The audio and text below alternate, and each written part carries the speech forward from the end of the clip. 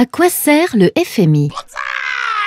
Le Fonds monétaire international, FMI, a été fondé en 1944 et comprend aujourd'hui 188 pays membres.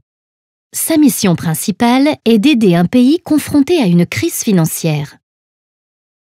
Généralement, il s'agit d'un pays qui a une balance des paiements régulièrement en déficit. Cela signifie que le pays a importé davantage de biens et de services qu'il n'en a exportés. Cette balance comprend également les entrées de capitaux lorsqu'un agent non résident investit dans le pays et les sorties lorsqu'un agent du pays fait un placement à l'étranger, par exemple.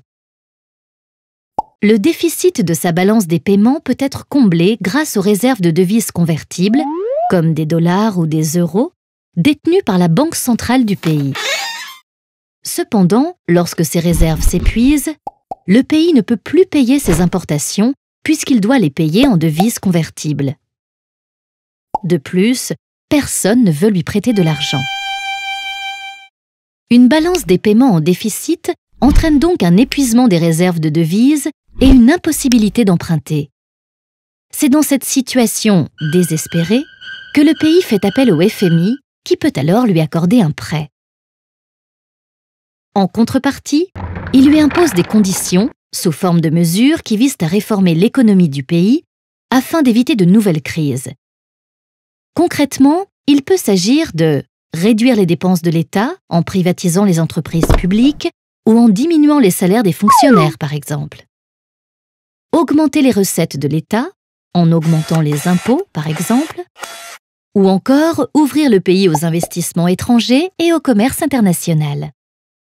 L'argent prêté provient des États membres qui versent chacun une contribution au FMI. Cette contribution définit la quote-part.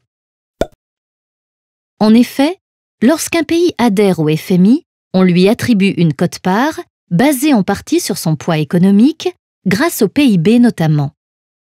Tous les 5 ans, les quote-parts peuvent évoluer pour prendre plus ou moins en compte les évolutions du poids économique de chaque pays.